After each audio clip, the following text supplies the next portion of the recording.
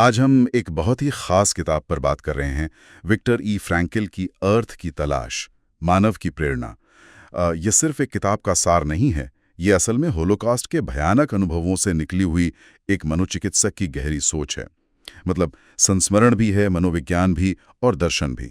हाँ बिल्कुल, एक बहुत ही शक्तिशाली मिश्रण है ये। तो हमारा मकसद है कि इन विचारों से समझें कि फ्रैंकल का मूल संदेश क्या था, कि कैसे मतलब बिल्कुल अमानवीय हालात में भी इंसान जीने का कोई मतलब, कोई अर्थ ढूंढ सकता है या शायद बना सकता है।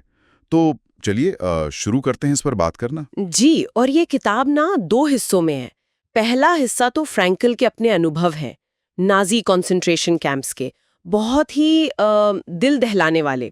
लेकिन इसमें जो खास बात है वो ये कि फ्रैंकल सिर्फ ये नहीं बताते कि शारीरिक कष्ट क्या थे। हाँ, ये बात मैंने भी नोटिस की। उनका ज्यादा ध्यान इस पर है कि कैदियों ने मानसिक और भावनात्मक रूप से कैसे इसका सामना किया और सबकी प्रतिक्रियाएं कितनी अलग थीं। अच्छा, मतलब जहां जान बची रहे वही बहुत है, वहां मानसिक स्थिति पर इतना जोर, ये कैसे जुड़ता है कि कौन बच पाया और कौन नहीं?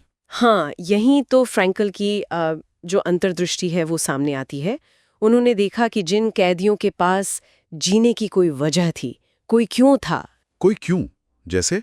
जैसे भविष्य में किसी अपने से मिलने की उम्मीद, या कोई अधूरा जरूरी काम पूरा करना है, या शायद कोई गहरी आस्था, तो जिनके पास ऐसा कुछ था उनके बचने की संभावना ज्यादा थी उन लोगों के मुकाबले जिन्होंने सारी उम्मीद ही छोड़ दी थी। अच्छा। ये सिर्फ इच्छा शक्ति की बात नहीं थी, ये भविष्य से जुड़ा कोई ठोस लक्ष्य था जिसने आज की भयानक सच्चाई को सहने लायक बनाया। वो नीचे वाली बात है ना, जिसे फ्रैंकल अक्सर कहते हैं, हाँ हाँ, वो मशहूर कथन। जिसके पास जीने का क्यों हो वो लगभग किसी भी कैसे को सह सकता है। कमाल है। तो अगर पीड़ा का कोई अर्थ हो तो उसे सहा जा सकता है। ये तो बहुत बहुत गहरा विचार है। और फिर किताब का दूसरा हिस्सा है लोगोथेरेपी, है ना? चाहे वो अपनी थेरेपी के बारे में बताते हैं। एकदम, लोगोस यानी अर्थ। हाँ। तो लोगोथेरेपी का पूरा आधार ही यही है कि इंसान की सबसे गहरी इच्छा, उसकी मूल प्रेरणा, ना तो सुख पाना है जैसा फ्रॉइड कहते थे, ना ही शक्ति पाना जैसा एडलर का मानना था, बल्कि अपने जीवन में एक व्यक्तिगत अर्थ खोजना है।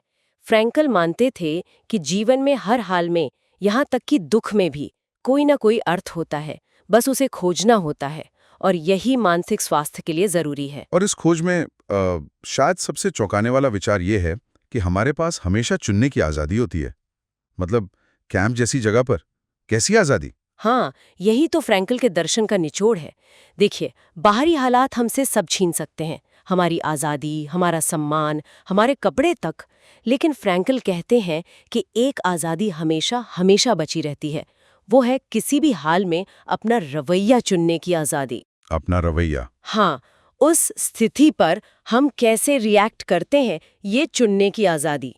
उन्होंने कैंप में भी ऐसे लोग देखे जिन्होंने अपनी आखिरी रोटी किसी और को दे दी या दूसरों को हिम्मत बंधाई। उन्होंने बाहरी दुख के बावजूद अंदर की आज़ादी को चुना। ये परम मानवीय स्वतंत्रता है। तो अगर हम इन सब बातों को देखें, पीड़ा में अर्थ ढूंढना, अपना रवैया चुनने की वो आखिरी आज़ादी, और क्या मुख्य बातें निकलती हैं इससे? एक और बात है, जीवन में एक साफ उद्देश्य का होना। फ्रैंकल 3 रास्ते बताते हैं जिनसे अर्थ मिल सकता है। अच्छा, कौन से 3 रास्ते? पहला, कोई काम करके या कुछ नया बना के। दूसरा, किसी चीज को अनुभव करके या किसी से प्रेम करके। और तीसरा, अगर दुख अनिवार्य है तो उसके प्रति अपना नजरिया बदलकर। और एक और बहुत जरूरी बात है, आत्म उत्कर्ष, मतलब सेल्फ ट्रांसेंडेंस। सेल्फ ट्रांसेंडेंस यानी खुद से आगे देखना, किसी बड़े मकसद के लिए जीना या किसी दूसरे की सेवा करना। अर्थ अक्सर तब मिलता है जब हम खुद को भूल जाते हैं। ये विचार वाकई बहुत शक्तिशाली हैं। कोई हैरानी नहीं कि इस किताब का इतना जबरदस्त असर हुआ। करोड़ों कापियां बिकी है दुनिया भर में। जी हाँ, और लाइब्रेरी ऑफ कांग्रेस ने भी इसे अमेरिका की सबसे प्रभावशाली किताबों में गिना है। हाँ। इसका असर थेरेपी में, शिक्षा में, लीडरशिप ट्रेनिंग में सब जगह दिखता है।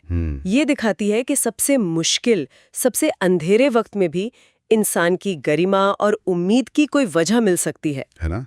ये अपनी दुखद कहानी के बावजूद एक तरह से बहुत आशावादी किताब है। छोटी सी है, पढ़ने में आसान पर भावनात्मक रूप से बहुत असरदार। बिल्कुल। तो कुल मिलाकर ये किताब हमें याद दिलाती है कि इंसानी जज्बे में कितनी ताकत है और दुख को भी एक उद्देश्य में बदला जा सकता है। फ्रैंकल का वो मशहूर कोट है ना, हाँ, जब हम किसी स्थिति को बदल नहीं सकते हाँ, तो हमें खुद को बदलने की चुनौती मिलती है। बिल्कुल। सही। और ये बात हमें सोचने पे मजबूर करती है कि अगर फ्रैंकल सही कह रहे हैं कि हम बाहरी हालात चाहे जैसे भी हों अपनी प्रतिक्रिया चुन सकते हैं और अर्थ खोज सकते हैं, हाँ, तो फिर हमारी अपनी रोजमर्रा की जिंदगी में जो छोटी बड़ी मुश्किलें आती हैं, जो निराशाएं होती हैं, उनमें अर्थ खोजने या शायद अर्थ बनाने की हमारी अपनी क्षमता कितनी ज्यादा हो सकती है। ये सोचने वाली बात है। शायद हमारी सोच से कहीं ज्यादा। हम्म। ये विचार अपने आप में एक चुनौती भी है और एक उम्मीद भी कि भाई कंटेंट पसंद आया तो लाइक करें, चैनल सब्सक्राइब करें ताकि आगे की समीक्षाएं पहले मिले और कमेंट्स में बताएं अगली किताब कौन सी हो।